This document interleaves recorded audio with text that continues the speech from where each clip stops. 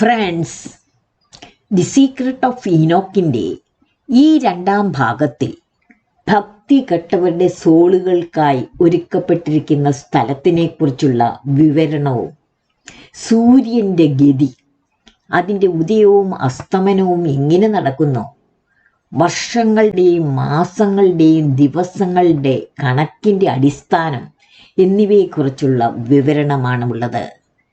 നമുക്കതൊന്ന് കേൾക്കാം.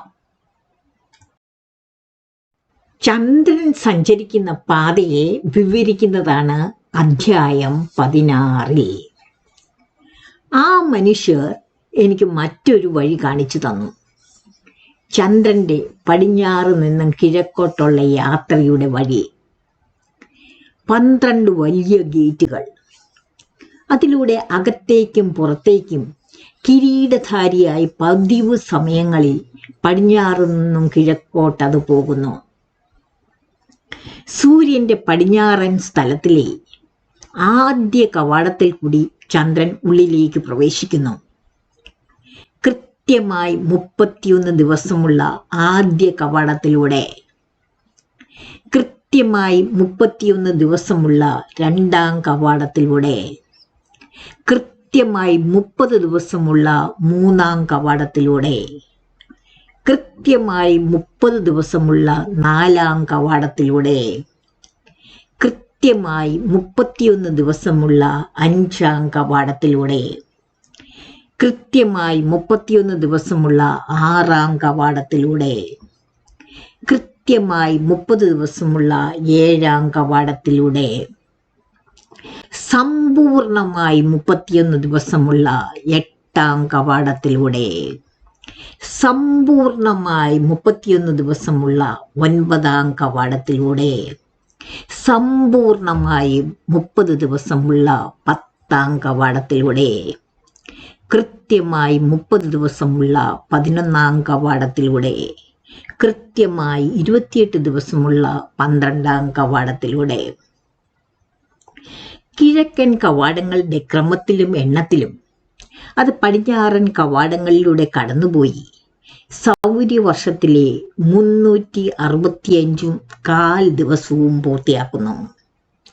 അതേസമയം ചാന്ദ്രവർഷത്തിന് സൗരവർഷത്തേക്കാൾ 12 ദിവസം കുറവാണ്.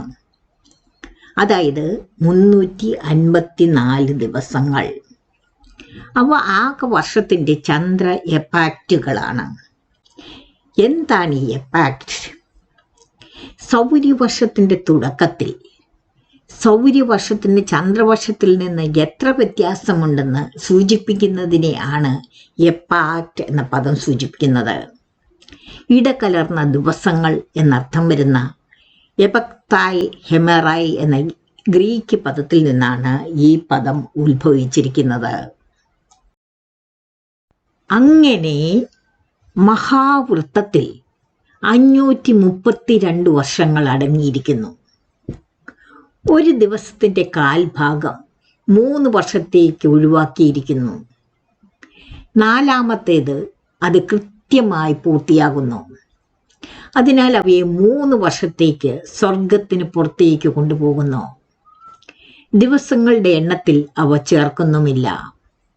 കാരണം അവ വർഷങ്ങളുടെ ദൈർഘ്യത്തെ പൂർത്തീകരണത്തിലേക്കുള്ള 2 പുതിയ മാസങ്ങളായും വേറെ 2 കുറവിൻ്റെ സമയത്തിലെ മാസങ്ങളായും മാറ്റുന്നു.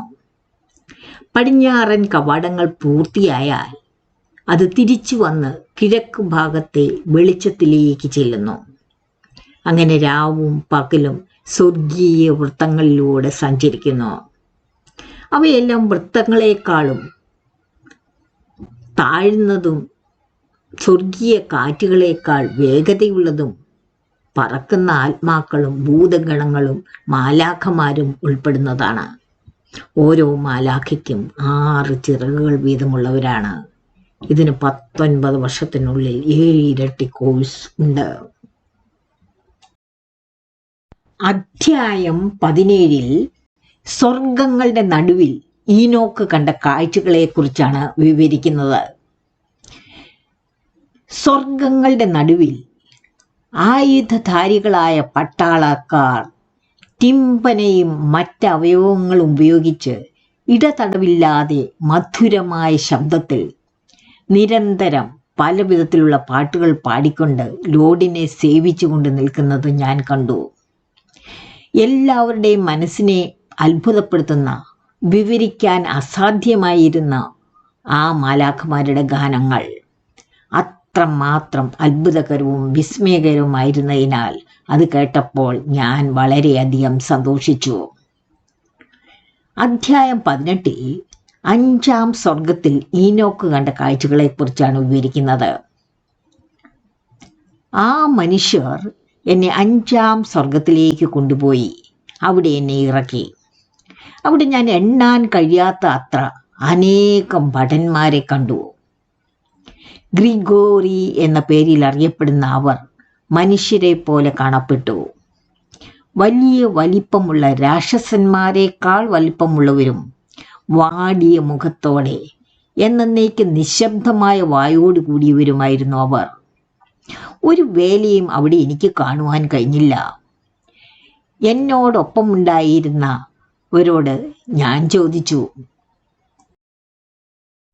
എന്തുകൊണ്ടാണ് അവരുടെ മുഖം സങ്കടത്താൽ വാടിയിരിക്കുന്നതും അവരുടെ വാക്കുകൾ ശബ്ദിക്കാത്തതും? എന്തുകൊണ്ടാണ് ഈ സ്വർഗത്തിൽ ഒരു സേവനവുമില്ലാത്തത്? അവർ എന്നോട് പറഞ്ഞു, ഇവർ ഗ്രിഗോറികളാണ്.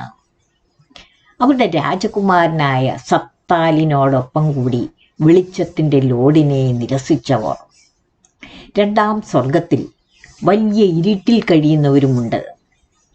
ഇവരിൽ 3 പേർ ലോഡിൻ്റെ സിംഹാസനത്തിൽ നിന്നും ഭൂമിയിലെ എർമോൺ എന്ന സ്ഥലത്തേക്ക് ഇറങ്ങി. എർമോൺ മലമുകളിൻ്റെ അറ്റത്ത് വെച്ചവർ അവരുടെ പ്രതിജ്ഞകൾ ലംഘിച്ചു. മനുഷ്യപുത്രിമാരെ അതീവ സുന്ദരികളായി കണ്ട അവർ അവരെ ഭാര്യമായി സ്വീകരിച്ച അവരുടെ പ്രവൃത്തികളാൽ അവരുടെ യുഗങ്ങളിലെ എല്ലാ സമയങ്ങളിലും വെച്ച് അധികം അധർമ്മവും കലപ്പും കലർത്തി ഭൂമിയെ മലിനമാക്കി.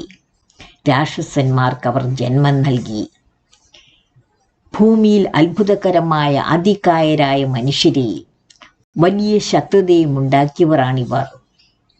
അതിനാൽ ദൈവത്തിൻ്റെ മഹാവിധിയാൽ വിധിക്കപ്പെട്ട അവർ തങ്ങളുടെ സഹോദരന്മാരെ ഓർത്ത് കരയുന്നു.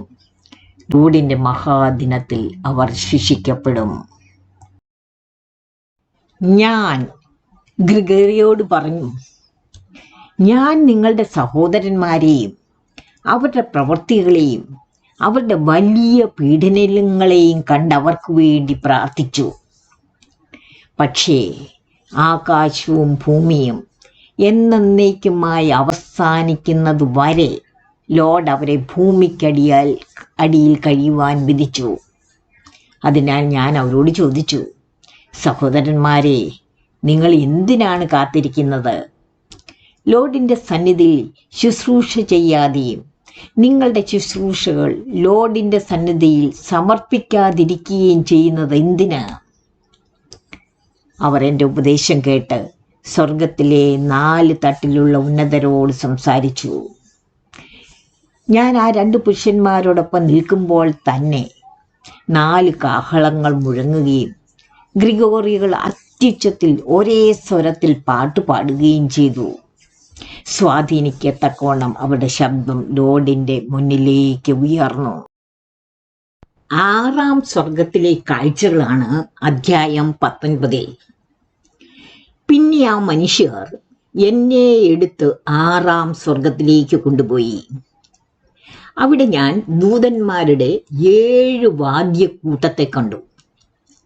വളരെ തിളക്കമുള്ളതും അതിമനോഹരവുമായ അവരുടെ മുഖങ്ങൾ സൂര്യൻ്റെ പ്രകാശത്തേക്കാൾ തിളങ്ങുന്നതും ശോഭിക്കുന്നതുമായിരുന്നു. അവരുടെ മുഖങ്ങളിലോ പെരുമാറ്റത്തിലോ വസ്ത്രധാരണ രീതിയിലോ യാതൊരു വ്യത്യാസവും ഇല്ലായിരുന്നു.